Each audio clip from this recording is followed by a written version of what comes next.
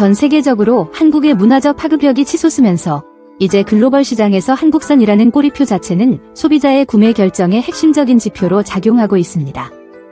이런 강력한 수요 현상 때문에 현재 미국 등 해외 시장에서는 정체불명의 제품을 만들어 놓고 한국에서 온 것처럼 위장하는 마케팅까지 등장하고 있습니다. 이른바 메이크 인 코리아 위장 전술입니다. 이제 글로벌 소비자들은 한국의 트렌디한 문화적 코드가 담긴 제품에 기꺼이 프리미엄을 지불하는 현상을 보여주고 있습니다. 안녕하십니까? 저는 국제사회의 흐름과 지정학적 트렌드를 데이터로 분석하는 정보분석가 루나입니다.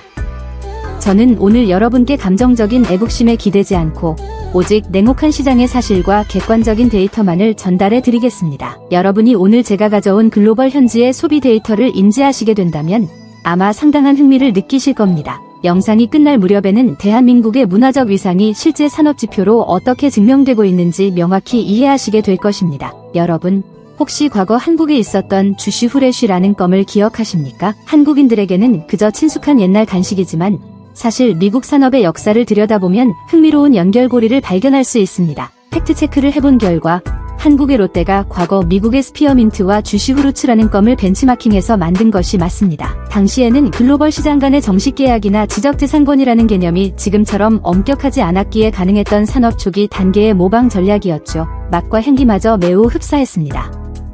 미국의 스피어민트와 주시 후르츠는 100년도 더 전에 만들어진 미국 제과업계의 상징적인 제품입니다. 이 껌을 탄생시킨 인물은 미국의 입지전적인 사업가 윌리엄 리글리 주니어입니다. 그는 1891년에 비누를 파는 사업을 시작했습니다. 하지만 비누가 생각보다 잘 팔리지 않자 비누를 사면 베이킹 파우더를 증정하는 마케팅 전략을 구사했습니다. 그런데 여기서 시장에 재미있는 반응이 일어납니다. 정작 본 상품인 비누보다 사은품인 베이킹 파우더에 대한 수요가 폭발해버린 것입니다. 한국의 속담을 빌리자면 배보다 배꼽이 더 큰 상황이 벌어진 것이죠. 데이터 분석가 입장에서 볼 때 이런 시장의 변곡점은 아주 흥미롭습니다. 기민한 사업가였던 리글리는 즉시 비누 사업을 과감하게 접고 베이킹 파우더 사업으로 피벗을 시도합니다. 그리고 이번에는 베이킹 파우더를 사면 사은품으로 껌을 주었죠. 결과는 어땠을까요? 놀랍게도 이번에는 베이킹 파우더보다 사은품으로 준 껌의 인기가 하늘을 찔렀습니다. 결국 그는 두 번째 사업 전환을 단행하며 세계 최초의 거대 껌 기업을 세웠고 그것이 바로 지구상에서 가장 거대한 껌 제국인 리글리가 된 것입니다. 당시 한국을 비롯한 많은 개발도상국들은 선진국인 미국발 제품을 표준으로 삼는 경향이 짙었습니다.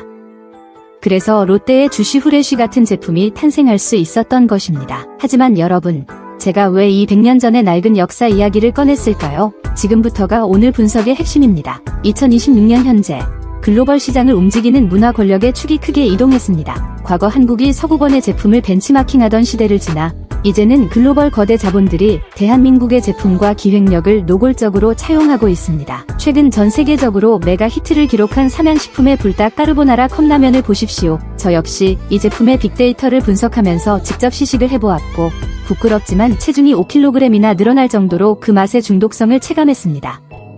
제 몸무게 수치는 1급 비밀이니 묻지 말아 주십시오. 아무튼 이 라면은 현재 한국 본토를 넘어 미국 현지에서 엄청난 파급력을 보이고 있습니다. 미국의 최정상급 힙합 아티스트인 카디비조차 자신의 소셜미디어에 불닭 까르보나라를 끓여 먹는 영상을 올리며 극찬을 아끼지 않았죠. 서구권 소비자들의 입맛에는 오리지널 불닭볶음면이 지나치게 매워 크림의 부드러움이 더해진 이 까르보나라 버전이 훨씬 넓은 대중적 수요를 창출하고 있습니다. 그런데 최근 글로벌 시장에 아주 흥미로운 제품이 하나 등장했습니다.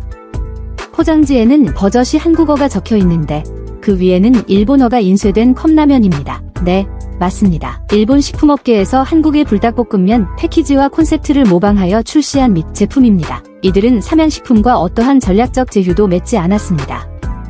소비자로 하여금 한국에서 만든 오리지널 제품이라는 인식을 주기 위해 포장지에 한글 볶음면이라는 글자를 전략적으로 배치한 것입니다. 여기서 주목해야 할 사실이 있습니다. 이 라면을 만든 회사는 무명의 중소기업이 아닙니다. 바로 인류 역사상 최초로 인스턴트 라면을 발명해낸 세계 최대의 라면 기업, 니신입니다. 라면의 종주국이라는 타이틀을 쥐고 있는 일본 제과업계의 상징 니신이 자사 고유의 정체성마저 잠시 접어두고 한국의 불닭 브랜드를 견제하기 위해 유사 제품을 팔고 있는 것입니다. 실제 제품 데이터를 분석해보면 오리지널 불닭의 정체성에서 매운맛만 살짝 줄였을 뿐 전체적인 타겟팅은 완벽하게 동일합니다.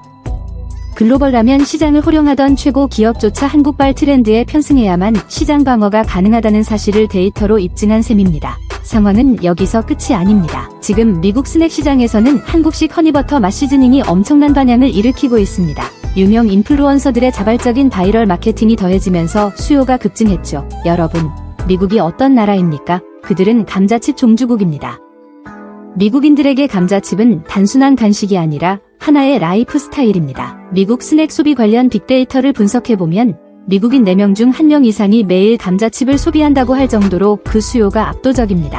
한국인의 식탁에 김치가 있다면 미국인의 일상에는 감자칩이 박혀있다고 해도 과언이 아닙니다. 이 거대한 감자칩 산업이 폭발적으로 성장한 배경에는 앞서 말씀드린 리글리의 껌 이야기만큼이나 아주 기막힌 전설이 하나 숨어 있습니다. 시계바늘을 1853년으로 돌려보겠습니다. 뉴욕의 한 고급 레스토랑에 조지 크럼이라는 수석 셰프가 있었습니다. 당시 레스토랑의 주 고객층이었던 신흥 자본가 계층은 자신의 부를 과시하기 위해 서비스업 종사자들에게 매우 까다로운 요구를 하는 경우가 잦았습니다. 기록에 따르면 어느 날 한 손님이 감자튀김이 너무 두껍고 눅눅하다며 지속적으로 요리를 주방으로 돌려보내는 갑질을 행사했습니다. 자존심이 강했던 셰프 조지 크럼은 결국 분노의 임계점을 넘겼고 안가품을 하기로 결심합니다. 그는 감자를 종이장처럼 얇게 썰어버렸습니다. 그리고 포크로는 도저히 찍어 먹을 수 없게끔 기름에 바싹 튀겨버렸죠.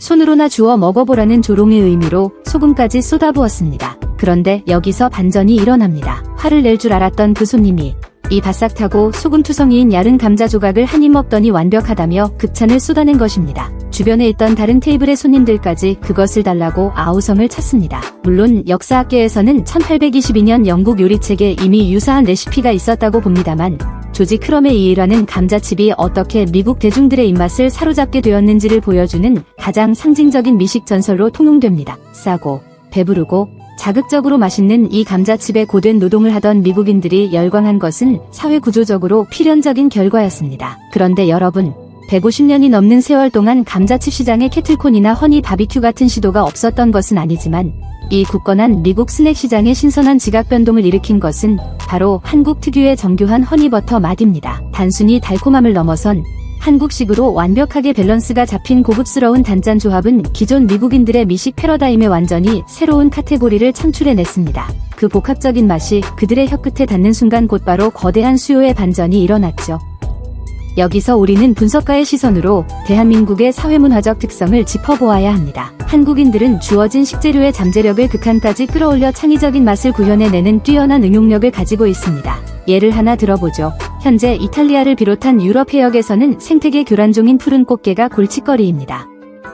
그들은 이것의 활용법을 찾지 못해 골머리를 앓다가 결국 한국 시장을 타겟으로 대량 수입을 타진하는 판로를 적극적으로 개척하고 있는 중입니다. 한국인들은 이 서양의 골칫거리를 어떻게 했습니까? 글로벌 소셜미디어의 키워드 분석 데이터가 증명하듯 곧바로 간장게장과 짬뽕 국물이라는 환상적인 요리로 승화시켜 버렸습니다. 한국인들의 미식에 대한 데이터 분석 능력과 응용력은 세계 최고 수준입니다. 이러한 한국의 창의적인 미식 트렌드가 글로벌 시장을 강타하자 세계 1위 감자칩 브랜드인 레이즈 마저 발빠르게 움직였습니다. 레이즈는 미국 스낵 문화의 고유명사나 다름없는 거대 기업입니다.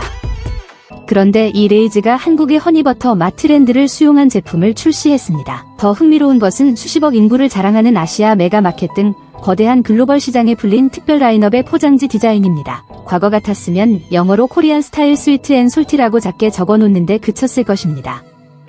하지만 현재 글로벌 매대의 레이즈 포장지에는 한글이 메인 디자인 요소로 아주 거대하게 박혀 있습니다. 왜 그럴까요? 이것은 치밀하게 계산된 타겟 마케팅이자 소비자 심리학적 접근입니다. 지금 글로벌 시장에서 한글은 단순한 언어가 아니라 가장 세련되고 트렌디한 문화를 보증하는 일종의 프리미엄 인증 마크 역할을 하고 있습니다. 최근 글로벌 소셜 미디어를 주도하는 서구권의 젊은 세대에게 한국이라는 국가는 단순히 아시아의 한 나라가 아니라 가장 역동적이고 혁신적인 라이프 스타일의 기준점입니다. K-팝 아티스트들의 감각적인 뮤직비디오, 글로벌 오트를 장악한 K 콘텐츠 속 세련된 서울의 풍경, 그리고 기존의 틀을 깨는 창의적인 미식 문화까지. 이러한 문화적 자본의 막대한 축적은 전 세계 소비자들에게 한국산, K이라면 믿고 즐길 수 있다는 강력한 심리적 동인을 형성했습니다. 레이즈가 포장지에 한글을 크게 박아 넣은 것은 바로 이 한국이라는 국가 브랜드가 지닌 막강한 트렌드 리딩 능력을 상업적으로 활용하기 위함입니다. 결과는 어떻게 되었을까요? 대성공이었습니다. 본래 레이즈는 주력 라인업이 아닌 이벤트성 맛은 단기간만 테스트하고 단종시키는 경우가 많은데 이 한국식 단짠 감자칩은 출시된 지 오랜 시간이 지났음에도 여전히 매대를 굳건히 지키며 안정적인 판매량을 기록하고 있습니다. 이에 고무된 레이즈는 한 발 더 나아가 한국산 김맛 등 철저하게 아시아, 특히 한국화된 시즈닝 제품들을 계속해서 시장에 선보이고 있는 상황입니다. 이제 글로벌 소비자들에게 한국의 맛은 가장 새롭고 힙한 미식의 기준 중 하나가 되었습니다. 최근 글로벌 콘텐츠 시장을 보아도 이 데이터 공식은 똑같이 적용됩니다. 어떤 상품이든 영상물이든 그 앞에 K라는 타이틀이 붙으면 초기 클릭률과 성공 확률이 유의미하게 상승합니다. 해외 소비자들의 리뷰 텍스트 마이닝 결과를 보면 이것은 지리적으로 대륙의 동쪽 끝에 자리 잡았던 한국이 수천 년간 자신들만의 독자적이고 치열한 미식 철학과 문화적 완성도를 묵묵히 다져온 결과물이라는 것을 알 수 있습니다. 그 축적된 문화적 자본이 디지털 플랫폼과 알고리즘을 타고 전 세계로 폭발적으로 뻗어나가고 있는 현장. 그것이 바로 데이터가 증명하는 2026년의 현실입니다. 오늘 글로벌 시장의 흐름을 주도하는 한국의 지정학적 문화 데이터를 분석하다 보니 문득 저 역시 한국인들이 창조해낸 완벽한 맛의 균형. 제 채널을 구독해주시는 수준 높은 정보 소비자 여러분, 저는 여러분께 좋아요나 구독을 억지로 구걸하지 않겠습니다. 제 객관적인 데이터 분석이 여러분의 지적 호기심을 충족시켰다면 이미 충분합니다. 오늘도 끝까지 경청해주셔서 대단히 감사합니다. 늘 날카로운 시선을 유지하시고 건강한 하루 보내십시오. 이상 분석가 루나였습니다. 분석을 마치겠습니다.